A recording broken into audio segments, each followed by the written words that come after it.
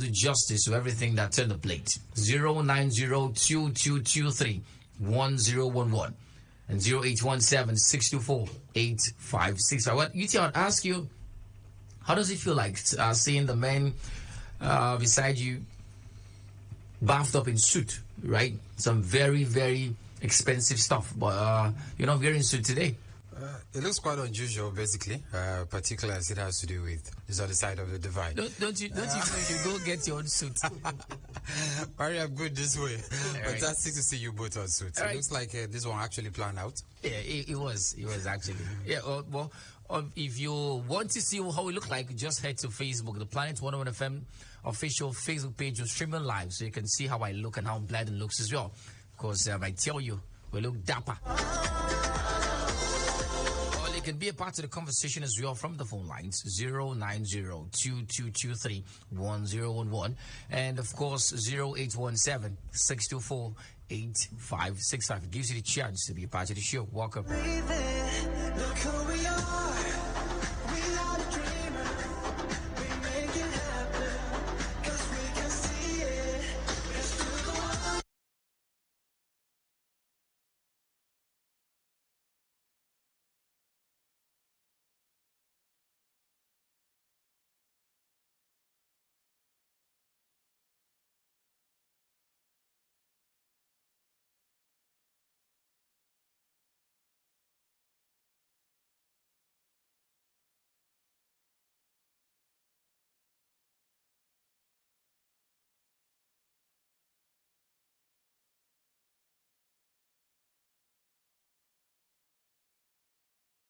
Well, it's about Christopher Musa Danjuma, who has returned to his job as the head coach of the Under-20 Women's National Team, the Falconets, following a screening and interview process by the NFF Technical Committee. The committee submitted its recommendation, and the same has been approved by the NFF Executive Committee. The process began with a one-week public notice which requested for applications from suitably qualified persons, after which shortlisted candidates were contacted and interviewed by a panel of the technical committee. Danjuma, who has taken temporary charge of the Super Falcons on multiple occasions, led the Falconets to the quarterfinals of last year's FIFA Under-20 Women's World Cup in Costa Rica. The man will be assisted by former Under-20 and Under-17 assistant coach Mansour Abdullahi and former Super Falcons midfielder Efionwan Ekpo. Well, just so you know, Efionwan Ekpo, who represented Nigeria for 10 years between 2000 and 2010, featured at the FIFA World Cup 2003 and 2007, the USA and China respectively, and of course the Olympic Women's Football events 2008 and 2004 as well. And of course she's a WAFCON gold medalist on 3 occasions. She has featured in the 2007 All-Africa Games as well, so her wealth of experience is going to be valuable to the other 20 girls. She's going to be part of the technical crew led by Coach Christopher Danjuma. Well, Blyden, first of all, talk about Danjuma. A man has been in and around the scene when it comes to coaching, particularly the ladies. You know, he's been in and around the scene. And of course, when we saw the story of the vacancy, we're concerned as to, we thought that Danjuma had done a good job, but obviously the NFF wanted to throw it open to, qualified persons, and Danjuma, at the end of the day, still got the job. Well, I think it's a fascinating one for me, especially when I heard the name Danjuma being talked about regarding the job. And I think it's a good one moving forward, especially at age grade level. The man has got lots of experience for the Super Falcons, being a Super Falcons coach on different occasions, mostly interim basis. And on the 20 side, we saw the performance at the last World Cup on the 20. Some new players coming on board, especially at the Costa Rica event, getting to the quarterfinals. I think it's one he can build upon. Let's see how it goes, at least for now. They're doing the right thing by making Danjuma the coach, because one of the concerns we've had in age grade football, especially from the men, has been having the wrong coaches to be part of that system. Coaches were not earned good enough, and on the other hand, a problem has also been not keeping the coach that is good enough for the side, and that's always been the issue. But I love the fact that Danjuma is part of that system. Let's only get to see what he gets to do, and preparation will start as fast as possible, because they have to face Mauritius as quick as possible moving forward. both legs, and the second leg gets to happen October 14th, and makes sense from there. Yeah, definitely. The Falcons will commence their 2024 FIFA Under-20 Women's World Cup qualifying campaign with a second round first leg encounter against Mauritius on Sunday, 8th of October. The return leg is scheduled for Abuja, the MKO Abiola Stadium in Abuja, on Saturday, the 14th of October 2023. Well, Colombia are host of next year's FIFA Under-20 Women's World Cup, just so you know. Well, moving on to other stories. Well, the man after being disrespected yesterday, 2 days ago rather, by his Napoli football team.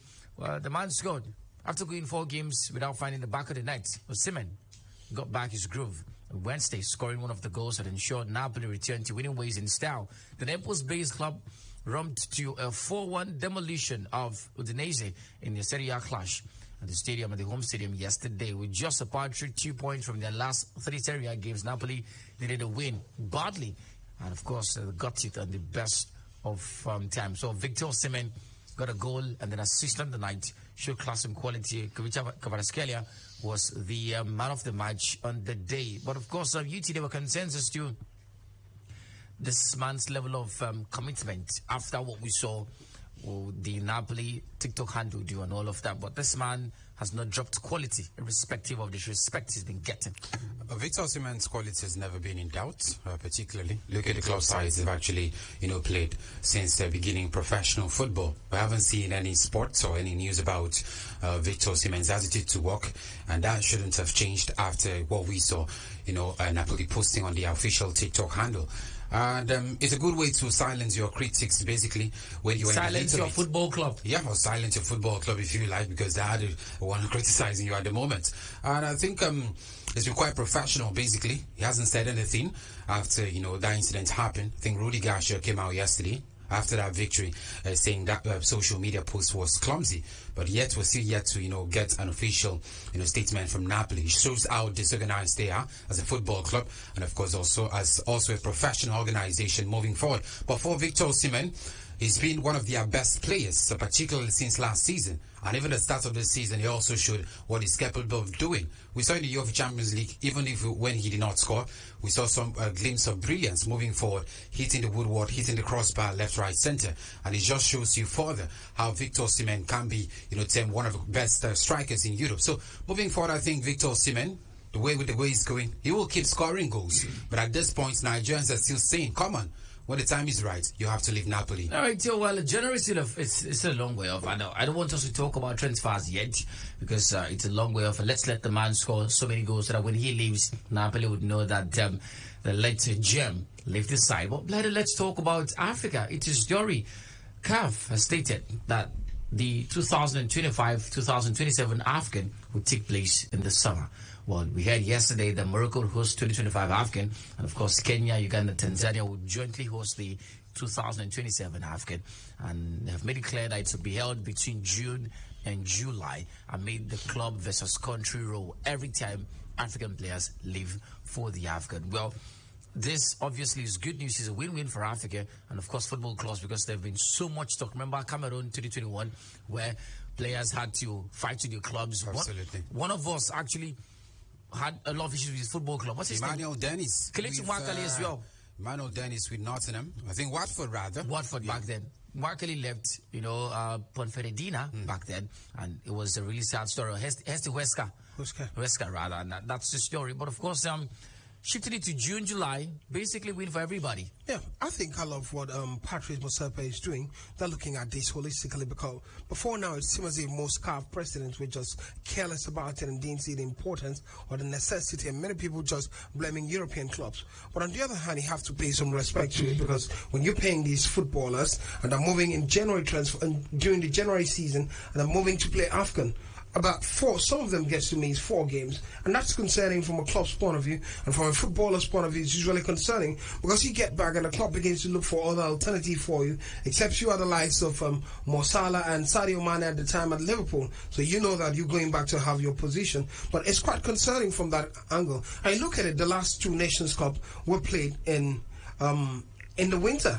During the winter period, Cameroon, and then we're looking forward to the Ivory Coast Nations Cup, who played in the winter. But when it was played at Egypt, it was 2019 at the summer, and it makes sense from that angle. I think they're beginning to think about it and see how to reshuffle it every two or thereabout, and probably however they get to share. It makes more winning because when the European clubs get to complain, on the other hand, they turn around and see that you're making adjustments towards it, but you just can't help it, but you are making effort to change the narrative. So let's see, or say that from now henceforth, probably we'll end up having African Nations Cup cuts across the entire Africa instead of being held in one region for most of the time. So most likely next period could be after 2027. It could move to maybe West Africa or southern part of the continent. No, it's a win-win for everybody, and of course, this is going to make a lot of sense, and it will reduce the bouts, the fight. Of course, the clash of heads between football clubs and national teams and their fans as well. Because I mean, on Twitter, you know, in Cameroon 2021, there was so much talk about, football clubs and how they'd fare without their star players. Well, that's the story from Africa. Let's move on to the European scene, and we have to just touch down in England as well and start talking from there. The EFL Cup, we saw some games go down yesterday, and of course, special greetings to the Chelsea fans. It's not easy waiting till 28th of September to see your team score their first goal. Look who we are. Well, let's look at the full list of games. First of all, Aston Villa lost to Everton 2-1. Dominic Calvert-Lewin seems to be showing class and quality. Well, this man is always good, but injuries, the problem for him every time. Blackburn Rovers got the better of Cardiff City 5-2. Bournemouth defeated Stoke City 2-0. Brentford lost to Arsenal by 1-0, and it is very well for this Arsenal side. UT, they had to dig in very, very deep, hold on to their own. Reece Nelson's goal in the 8th minute was all they needed to get this victory. I think Arsenal, chances of getting the victory was quite clear. But I think there were twists to the story basically after, reports suggested that Bukayo Saka will be playing in that particular game. And of course, we also had their former world number one, or their former number one rather, that's Aaron Ramsdale. I beg your pardon, their number one. Aaron Ramsdale also returning between the sticks for them. It makes them, of course, a lot of sense from that angle. But I think Arsenal at this point, they haven't lost their momentum, they haven't lost their mojo. Look at the DFL Cup game. Bulk of the players who do play there are French players who haven't basically been given enough chance to play in the Premier League. And that's why most times we see this game dragged to the very end before we decide, of course, who gets it. So I think Arsenal, for me, a win-win situation for them. Like last season, Arsenal's fall was basically due to a lack of strength in depth, right? And of course, they also participated in not so many competitions, but right now, this season, we've seen Arsenal in at least 4 competitions: the Premier League, the FA Cup, the Champions League, and this EFL Cup. They don't have the strength in depth to go through all of this. Well, I think they're beginning to feel like a bigger team than last season, especially because of the new players that's coming. Only the question would be, can injury be of good for them moving forward? But it's not peculiar to Arsenal alone. It's affected Manchester United. Only that we've heard lots of players are coming back from Manchester United. And same story for Chelsea and the rest of them. I mentioned Chelsea in this mix, but that's a conversation. So I think, let's see how it pans out for them. They have to begin to think about managing it. And that's why we saw the Carabao Cup. Most teams are using the second string side, more of a second string side, basically. Yeah. We saw Newcastle, we saw Man City, we saw all the teams, even Crystal Palace against Manchester United. They started new 8 players compared to Jorginho, Kai Havertz, Emil Smith Rowe made the Arsenal midfield trio last night. What did you make of that midfield trio? Well, it's football, it makes sense. Not bad at all for Carabao Cup. I was particularly impressed with Smith Rowe. It's been 499 games now. He's not started for Arsenal. Had opportunity to start in this one and played quite a while. Did some good performance. But the concern was the coach comes out to say he's not fit to play 90 minutes. Yes, we'll see how it pans out. Had a lengthy injury. He's a top player since going for that injury and returning to the side. He's not been the best of players to fit into the challenge. I think he left, and when he returned, Arsenal had gone a notch higher. So he has to try to find a way to fit in and be with what's happening at Arsenal at the moment. Yeah, definitely. It was good to see our very own Frank the Tank Onyeka get some minutes in the tank for him. 79 minutes he played in that game for Brentford, but they lost to Arsenal by 1-0. Let's talk Chelsea. Well, like I said, greetings to the Chelsea fans. It's not easy. Pochettino talking yesterday. I think we should listen to the man talking. Well, just so you know, Chelsea defeated Brighton and Hove Albion by 1-0 yesterday at the EFL Cup. They've qualified for the next round of the competition. Nicholas Jackson scoring from an assist from Cole Palmer. Beautiful stuff. Pochettino telling us what the performance looked like from his perspective. I've seen very pleased with the performance again. and now happy because for the victory, and I think important go through to the competition and build, our trust and our momentum. Hope that we can build this momentum from the future from today.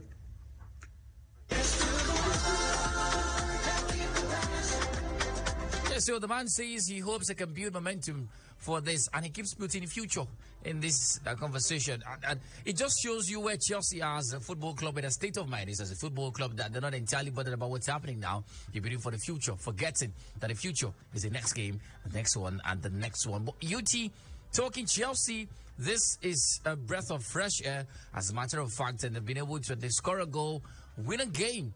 What did you make of the performance of this Chelsea side yesterday night? Convincing, Murray. Far from convincing. Yeah, yesterday's display was quite abysmal and frustrating to a large extent. Brighton all through the game were the better side. Lost us a couple of chances to bear the ball at the back of the net, and Sofati also played yesterday. Karao Mitoma missing so many chances. Chelsea were just lucky scoring that particular goal that grabbed victory for them. But I think from the Chelsea perspective, it was a good win basically, because at this point we're just talking about Chelsea at least getting one victory that can just at least boost their momentum ahead of the games to come basically. But I think Chelsea's display yesterday is still questionable, because you can't take this particular display to the English Premier League, where you will find stiff competitions against your opponents. But I think this victory was much needed for Mauricio Pochettino. Let's see how far they can actually go from here. Blyden, apart from the win, was there any other positive to take from Chelsea's performance? First of all, it's finally Chelsea have won a game, because when you're staying game after game after game and you're not winning, it's quite concerning. Whether it was beautiful or not, it was massive seeing those lads win the game. You could see Pochettino's celebration. The co-owner of the side also joined the dressing room afterwards. He's been doing that as a habit in recent times. Winning a game against Brighton at the EFL Cup. Not necessarily about winning. I think previous game where they lost, he went to the dressing room, and it's becoming a habit now. Pochettino came out to give perspective to it when people were complaining, why is the co-owner always going to the dressing, joining them at the dressing room? But it's happened, and it gets to happen even after winning the game, after he started joining them at the dressing room, and when they won, he still joined them. But here's me saying this, Murray. It was a fascinating win for Chelsea, because you look at Brighton. Uthman Davids is saying Brighton, it wasn't good. We saw Brighton against Manchester United.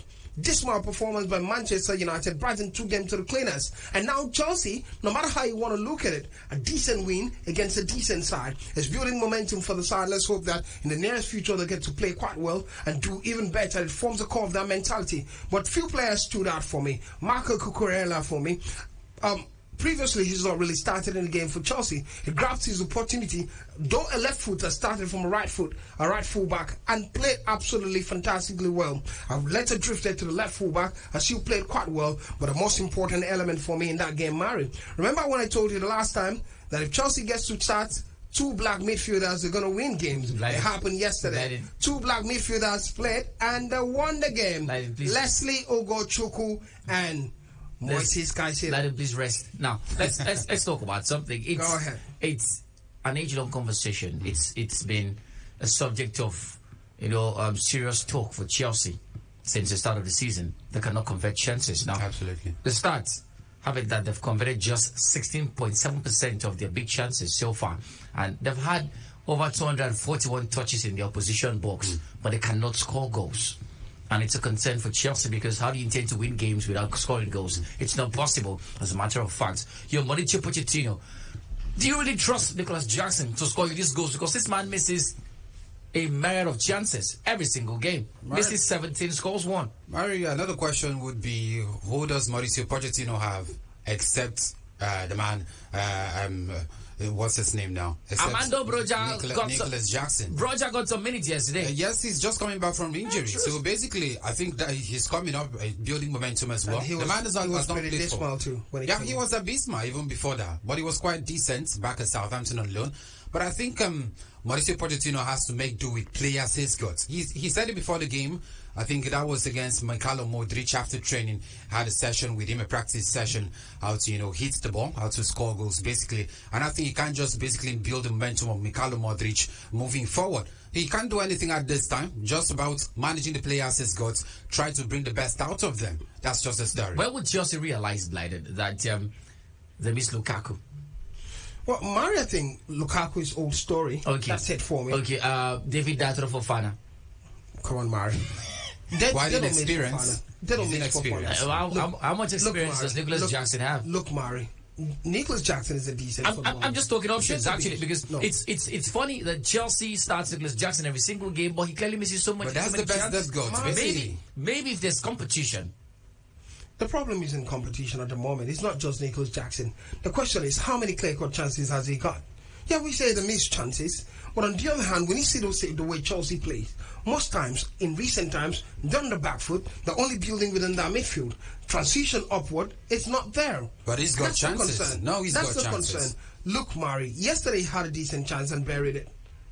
after how many blighted? Yeah, but he started a win. That's it. The problem we're having, Mari, with all this conversation is this.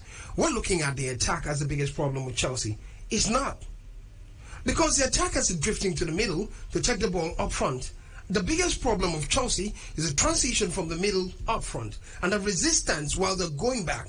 And that's why I'm proposing this. I know you said I should rest when I mentioned two black midfielders, but let me go back to it You because don't it's very want important. you don't want to rest. I don't want to There's rest. no problem. that's No, the there's key a key proponent. point. Let me explain something. Football, it's all about transition. Transition on both ends. How you stop your opponent and transit moving forward. As long as Pochettino continues to do Conor Gallagher in the central midfield, it's not going to work. I want to advise Pochettino, don't change the structure of the midfield. Stick with Moises Caicedo and Leslie Ugochukwu at the moment. Until maybe what's the other black player that gets to come back, and then bring in. I know you're trying to avoid me talk about black as racist now, but here's the thing, Mari. Drop Enzo Fernandez to the central midfield. Drop him. Play the three in the middle. Right. If you want to take Conor Gallagher up front, take him up front. I think that has been the slow momentum of Chelsea from the midfield. As long as they're not starting the ball up front quickly, they cannot score goals.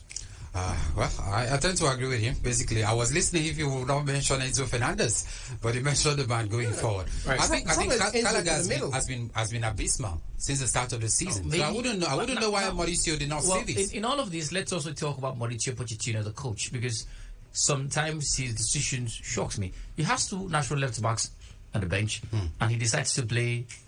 What's his name now? This former Brighton boy, Levi Colwill. Levi Colwill. Doesn't make any sense for me. Is it all left footer? No, but he's not He's left not back. natural left back. He plays as an inverted left Natural back. left back on the bench. Two. Ian Madsen, Marco Correa. Well, his options. Right, well, Fulham defeated Norwich City 2-1 yesterday as well. Alexi will be scoring. Beautiful story, UT. Since John from Everton, he's living the life at Fulham at the Craven Cottage. He scored a remarkable strike yesterday for Fulham in their 2-1 victory for Norwich City. But the conversation is, should take this form to the Premier League, because Fulham as a football club are far from impressive and convincing so far in the Premier League. But of course, you have to enjoy the moment. You will be scoring. It will be scored basically, and that's just the story, building momentum, and also scoring his first goal for Fulham. Much was expected of him because back at Everton, it was more like the central man basically that everybody waited upon to create those chances and also for scoring goals. I could remember last season at the start when Dominic Calvert-Lewin was out injured. He was the one scoring bulk of the goals for Everton. So he should also translate that same form to Fulham, which I think he will actually do. It's just about the early stage of the season, just about building momentum, and he will score goals and create chances Blyden, as well. you've seen the game. You've seen this Fulham. You've seen how Iwobi has been deployed at Fulham, which is a little different from Everton, by Marcus Silva. You think he would be given goal-scoring duties with the role? Yeah, I think he'll play more of a support strike moving forward the way he's moving at Fulham now. The second game for Fulham now, it really makes sense the way he's playing. The first game had a decent game for them in the opener of it, and now second game pushed for him. up forward. Yeah, a lot that's more what I'm saying. forward, attacking. I think the coach realized Alex Iwobi's best position. I think he's a number 8, natural number 8, because his decision making in the final third is up there with the best in the world. But sadly, most times for Nigeria, for Everton, never really got to play that position. I could understand that Arsenal, he was a young lad, so drifted to the far left Very as a number 11, but Alex Iwobi closer to your head to the box could be so dangerous, could be a menace to anybody, especially when he flips his head to lay that pass. That's something to talk about. Alex, for me, fantastic striker. Moving forward, I'm expecting to do magic, do quality football at Fulham, and I think he's already doing it. And this is the beauty of it when you have a coach that loves you. Remember, Silva brought him to Everton. Yeah. Now, he's a coach of Fulham. He's taking him to Fulham. All right. Somebody should follow and brought me play. All right, so Lincoln City lost to West Ham by a goal to Liverpool from a goal down again. Now, this is the fourth time they've come from behind, guys. Fourth consecutive time. They defeated Leicester City yesterday, 3-1 Newcastle. Spoiling people's ticket. Defeated Man City by a goal to but Liverpool blinded. Now, it's nice right now that they're coming from behind, you know. It's making sense. Oh, it's beautiful. We're comeback FC. But a day is going to come where they cannot come back, and that's concerning. Talk to us about the need to fly with the leads instead of coming back from goals down. I think it's not 4 consecutive times. The Premier League against West Ham didn't come from behind the scored and then the equalizer. But I think it's typical of Liverpool now. Never walk alone. But I love the momentum with the side now. Quite concerning on the other hand, especially when you're conceding first and you have to do the comeback. But it was wonderful the way they played against Leicester City with the likes of Kelechi Iheanacho doing the bit they can. Wilfred Ndidi came in the second half of that game trying to do the magic moving forward. Still didn't work out. But good presence for Liverpool. Some of those superstars showing class and dominance. A back heel from Diego Dota. That's something to talk about. Decent football at the end of it. But beautiful would be this. They're winning and they're winning and they're winning. Newcastle are winning, UT. It makes a lot of sense because over time, City would be seen as the winners because, I mean, they were looking at quadruple dreams, winning 4 trophies in the season and all of that. But how did Newcastle hack Man City yesterday? Well, I'm trying to look at the starting 11 of Manchester City because heading into that particular game, I also have doubt in terms of quality. Stefan Ortega, Manuel Akonji, Josko Guardiola, Nathan Ake, Rico Lewis, Calvin Phillips, who've been out Sergio for quite a Gomez, while. Brian Bob, Kovacic, Grealish, Alvarez. Well, a decent starting 11, but then they still had weakness. Calvin Phillips, haven't seen him in any Premier League game this season. Got a yellow card yesterday. What? You're playing for the first time in a long time and getting a yellow card. He's expected because he's match rusty. It's match rusty. of a defensive midfielder. Sometimes you have to get a yellow card. You don't get a yellow card as a defensive midfielder. Just make it too easy. But especially when your team is that dominant. He's match rusty, so we can understand that perspective as well. Well, I don't have a problem because you guys are making it seem like a player doesn't get yellow card, defensive midfielder doesn't get yellow card because it's not rusty.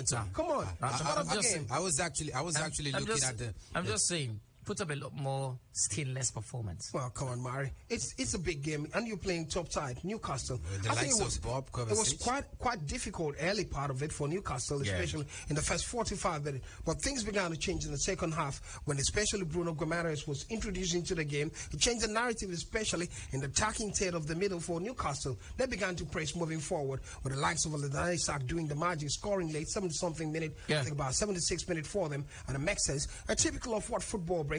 But Newcastle are decent side. You can't take anything away from them. Building momentum, and it's just quite interesting to see them keep winning. Looks like they're also upsetting the big boys. So I'm looking forward to see what they will do in the English Premier League. All right, so let's look at the fourth round draws. Manchester United next. Yeah, I was going there because they face Manchester United next in the fourth round. Let's look at the games expected at the fourth round of the EFL Cup. Man City taking Port Vale, Ipswich Town taking Fulham, Man United against Newcastle, Bournemouth taking Liverpool, Chelsea, Blackburn, West Ham Arsenal, Everton, Burnley, Exeter, Middlesbrough. Let's take calls in 090-2223-1011 and 0817-624-8565. Also live on Facebook, The Planet Radio 101 FM, the official Facebook page, the one with the blue tick. Go there. We're streaming live and you get to see Blyden's suit and mine as well. Drop comments. We'll take them in the course of the show. Chelsea fan, first of all, Victor, the Sport Oracle. Welcome. Yeah, good afternoon, Clarence and Judy. Welcome, Victor. Let me tell my team Chelsea for the 50 years in the against Brighton in the Charity Cup. I believe, well, my team Chelsea is going to still yet to come to the party. I still keep them in confidence because we know what Chelsea always stood for. And also for Peter Osimhen, I'm happy for this Nigerian striker. He's the only striker playing about 5 or 17 in his club. So for him to focus and still do what he knows to do best, to use one. For them, All right. and also to point like this, let them prepare in their first game. That's my thing. Thank you so much, Victor, for talking to us this afternoon. Hello. Mr. Stacey on the line.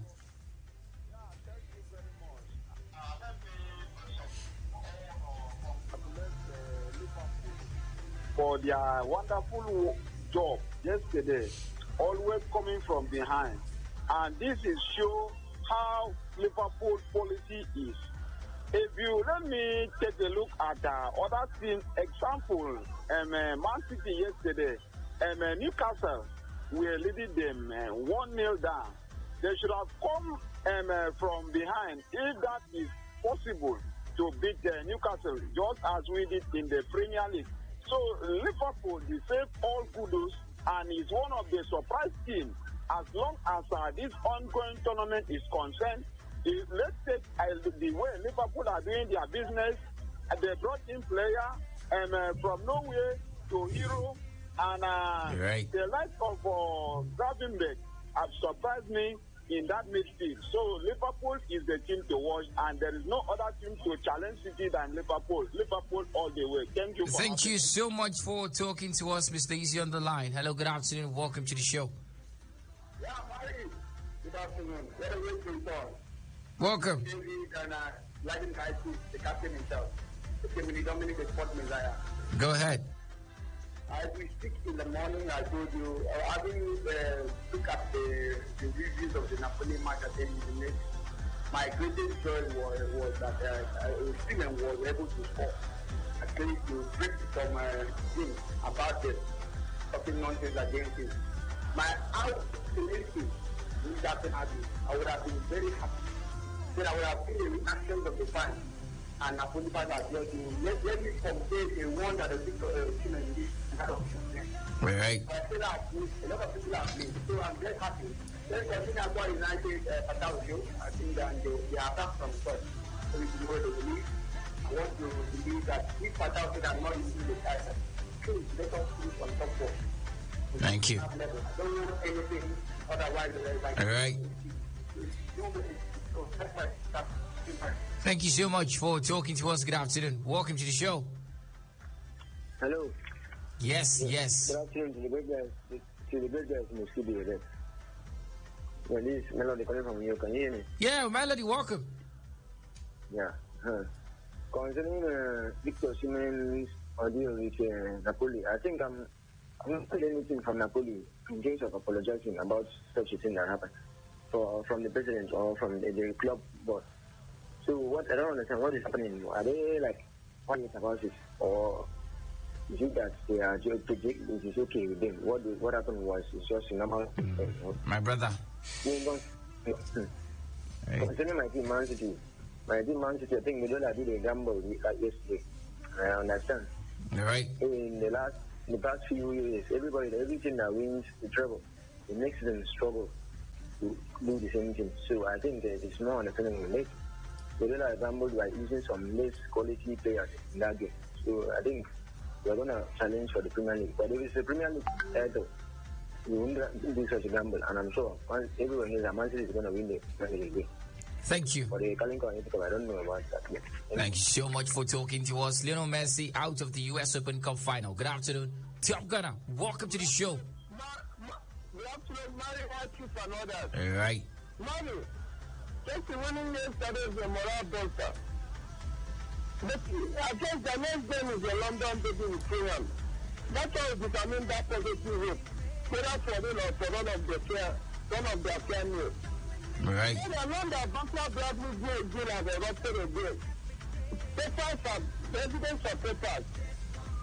Without being so money, you know, they want a lot of money by the back door, including some spending against Esther. I will not them to fulfill all the money they want through the back door. And All right. in the case of athletics. All right. Thank you so much. Thank you so much for talking to us. Let's stop by the live feed and take comments from there. Of course, Ukeme Udok, how bloody you should know him, right?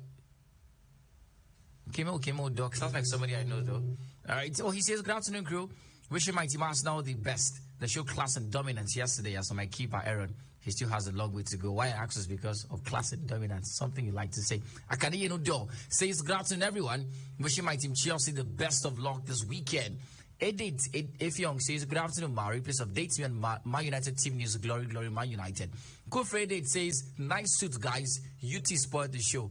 All the same, you guys look great. Good afternoon. Congrats to Chelsea and Victor Osimhen on his goal. We're back at the phone lines. Good afternoon. Hello, good afternoon. Welcome, name and location. Yeah, my name is Passionate, calling from Abak. Welcome, Passionate from Abak. Thank you. I want to comment on my team Chelsea. I was the game yesterday, and I've seen the problem of Chelsea midfield. Playing Gallagher is the wrong vision from the coach.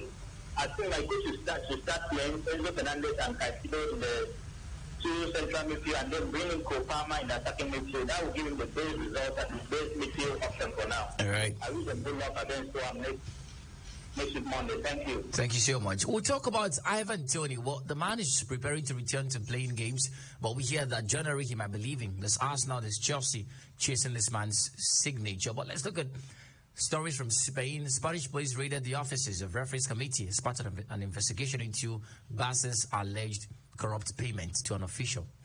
Barca faced charges of corruption over payments made to Jose Maria Enrique Negreira, the former vice president of the committee, returned for favorable refereeing decisions.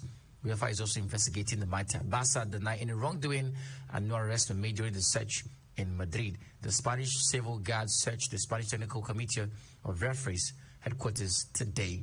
And it is alleged that Barca paid 4.8 million euros to Negreira and his Dasno 95 company. The payment initially investigated as part of a tax probe into the company run by Negreira. Well, we also hear that Barca made payments to the company totaling 1.4 million euros between 2016 and 2018 and paid Negreira 7 million euros the year he left his role with the referees committee. They said paying for his reports was a habitual practice among professional clubs. So they said they were paying for referees' reports as a matter of fact. Now, Blyden, this is quite a very funny story. Yeah, because Barca is saying we paid this money to be for them to compile video reports for us and all of that. But you're paying money. Not just money, humongous amounts of money. In the span you're of a paying year. 8.4 million euros. Yeah. Well, it took a span. For 2 years. Yes. So 2016. For what exactly? Unofficial. It was more like a consultation. For video reports. Yes, consultation, video reports, and giving them direction. I think, it's been around for a while. How many league titles did they win between 2016 and 2018? They were dominating the La Liga. We have to look at it, but quite embarrassing that's coming out, and they've been trying to make a different outlook to it, especially talking about consultation from the referee and the vice referee of the referees council. It doesn't make sense to me. It doesn't make sense, and fans from Real Madrid and officials of Real Madrid are pushing the narrative as fast as possible. I think it's gotten to a different tone now, especially when there's a raid of offices, the Spanish Jan offices, and that's concerning now because sooner or later we might start seeing arrests and more details coming out. Between 2016 and 2018, they won the La Liga twice. 18 club sides have also raised concerns. That shows you that there is something funny in those amounts of money paid to them. So I think they should clear their name. Otherwise, now, just to ask, why was it only Barca paying to get video reports? Why? Was there the other team paying for these video reports? It beats my imagination. Didn't they have videographers in their team? And you want to pay? It's not why referees? It has to be a referee at the echelon of the vice president. Yeah.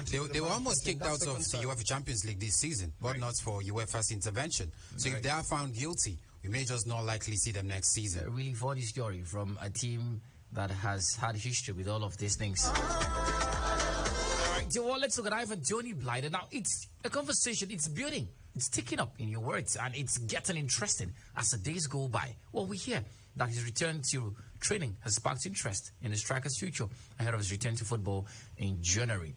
The man wants to stay in the Premier League. He scored 32 goals last season since the promotion rather to the Premier League, and of course it's been one of the top names scoring goals for the Premier League side since joining. Talking about Brentford, but we hear Arsenal, we hear Chelsea, and now it tried to tickle my fancy because I'm concerned about these two clubs because in as much as they've got quality but they need to score goals. Arsenal are relied on goals, especially last season from Bukayo Saka, Gabriel Martinelli, Martin Odegaard. Well, this man, Gabriel Jesus, have come in and of course he showed a lot of class and quality. He's scored a few goals for Arsenal so far, so good. But Ivan Toney to Arsenal, Ivan Toney to Chelsea, which makes sense. UT. Well, I think to Chelsea basically at this time because they are one of the club sides that are in need of a goal poacher. Last season, I think after Erling Braut Haaland and Harry Kane, it was even Tony who came close to the two of them in terms of goal scoring return and how prolific he was in front of goals. So coming back, Wolfsburg reaction. I also had another top English side was also interested in him. So it looks like 3 Premier League club sides are interested in the man. You know the thing, that top English side no go past Man United. Well, I wouldn't know. Those are just rumors, basically. Yeah. But I think the man Ivan Toney, prolific in front of goal. And returning to trading, while also, I tried to rediscover his form that he was before, that sanction. He's one of the top scorers. But if you ask me, I think he will suit very well at Chelsea, basically, because Chelsea are seriously looking for a number 9. Right. Well, I think when you look at a project that Chelsea doesn't fit in, I'm trying to find out how old it is. But we look at Chelsea. Chelsea is under 23 now. And I do not see Ivan Toney fitting into that collection. Moving forward, Ivan Toney is 27. Okay. I think the media in England are pushing the conversation for the lad. Yeah. He's been a decent striker, especially when he have to score up to 20 goals for Brighton. It's something Brentford rather. It's something to look forward and talk about. But the narrative is more towards Arsenal now because they're looking at Gabriel Jesus, not that kind of point-to-point striker for them, and looking at how he could fit in Arsenal and change the narrative. But I think there's been lots of disrespect to Gabriel Jesus for me because I look at Arsenal before Gabriel Jesus and Zinchenko went to that side. It was on the top side. These two players changed the mentality of the side and the image of the side and the demands at Arsenal. It's all about these two players and lots of respect ought to be given to. Ivan Toney, I think, is a decent footballer, a decent striker. He goes to fit with the way Arsenal are playing. They're moving the ball quite quick, and he just need that pocket attacker being there to score goals for you. When you say Arsenal have disrespected Gabriel, I wanted to get the context quite clear because he's been struggling with injuries since last season. So that's basically one of the reasons why his game time has been limited at Arsenal as well. No, here's what I mean.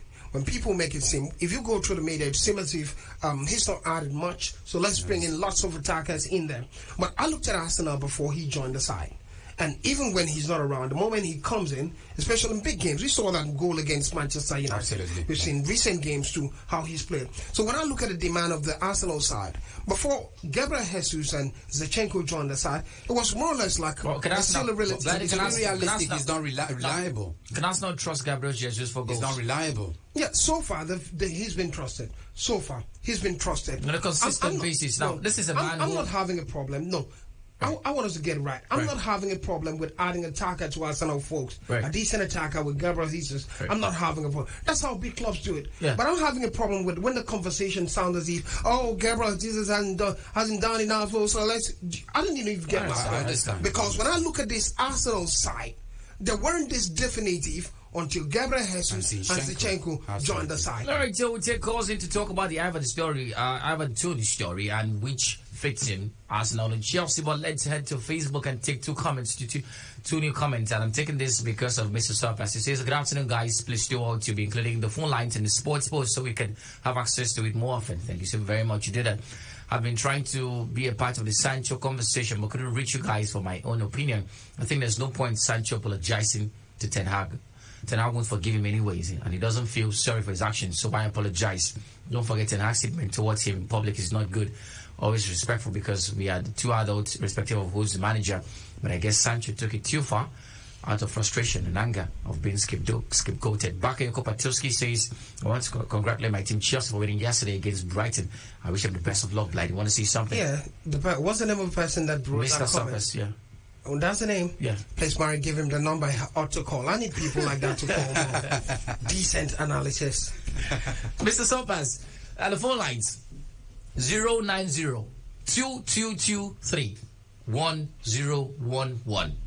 You don't catch that, catch 0817-624-8 565. Thank you very much. Good afternoon. Hello, Name and location, welcome. Go ahead. I want to congratulate my team Chelsea for their victory yesterday over Brighton. I really want to congratulate them for like dancing and Maguire. The guy I don't know despite that he's not playing on the right foot. Really, for our brother Victor Osimhen, I'm not sure that he just have to be supportive, like they don't want you to get. So what they did to him was really bad. Thank you for having me. All right. Thank you so much for talking to us this afternoon. Hello. This is definitely Micah. All right. Call us back. Hello. Good afternoon. Welcome to the show. Good afternoon, my friend. I'm ready. Sounds like Joe. Good afternoon, today. Welcome, Good Joe. afternoon. This is you calling from Pani. Go ahead, Joe. No matter how one looks at it, Chelsea has won a match. And for Ivan Tony, I think the best solution is Chelsea. That is the point. All right. Thanks so much for having me. Thank you so much for talking to us, Joe from Ikbanya. Hello. Welcome to the show. Hello, good afternoon, my uncle. Yeah, Micah, why do you sound like this? Have you had your nap yet? Just what do you say? I hope you're okay. Yes, sir. All right. Go ahead, Micah. I'm back from school now. Oh, you're back from school. How was school today? School is fine. All right. Go ahead. Please, I really appreciate Chelsea. They did well yesterday, and then my fans, Man City. But they tried yesterday. Thanks. Thank you so much, Micah. Hello, good afternoon. Welcome to the show. Hello, Bright. Arizona here. Okay, Marizona. Sir, welcome. Good afternoon, sir. Good afternoon. Name and location, welcome. You are speaking with Solomon from Taraba State. Oh, Solomon from Taraba State, welcome. Thank you, sir. How are you doing today? I'm so great. I hope you're good as well. Yeah, I'm good. Why? You know, Marizona, do you know what my problem with you? My problem with you is that any analysis that you need to do, you don't need to talk in Spanish league. What is the problem? We just finished talking about Barcelona. Wait. I'm not talking about Barcelona. You are talking, any time that I listen to you, you used to talk against England. It's not saying that. I used to talk against England.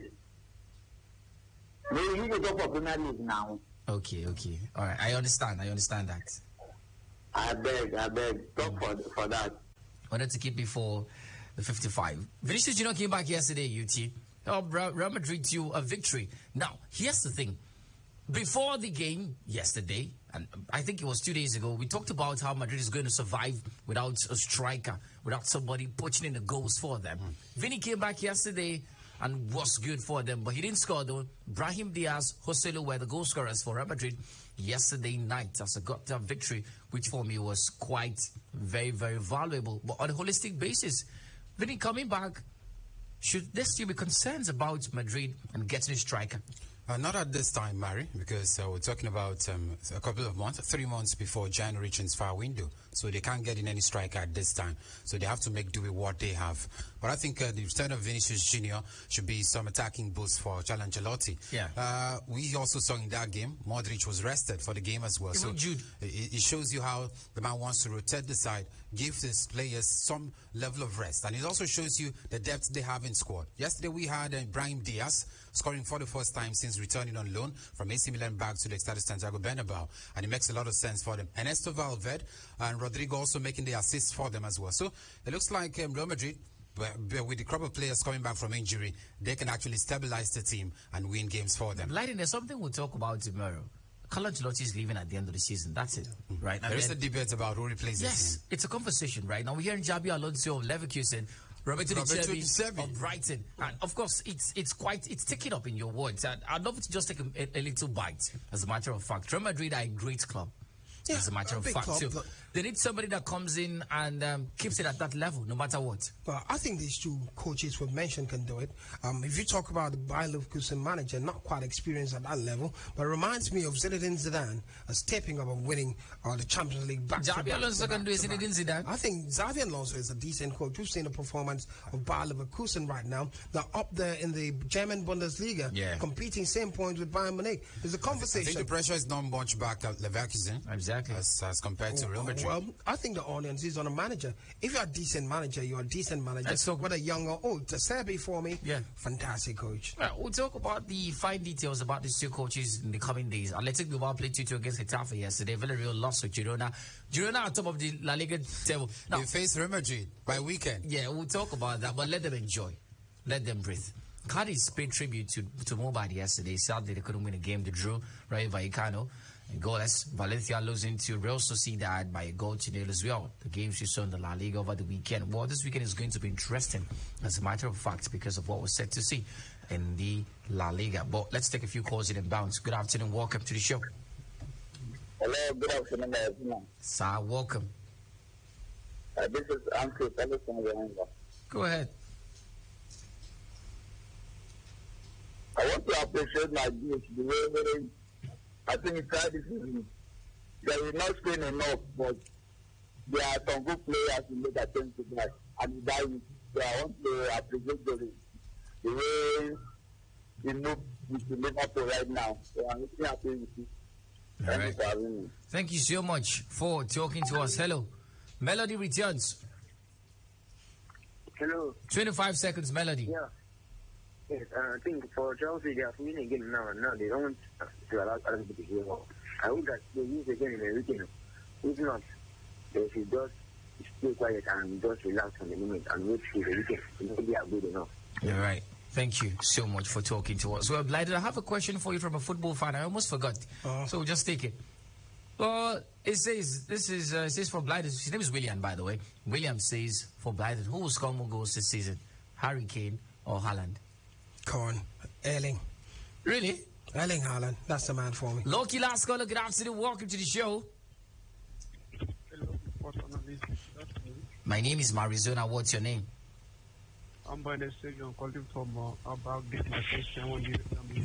Welcome. Yeah, I'm appreciate. Also, appreciate you guys for what you guys are doing here. It's quite wonderful and it's amazing.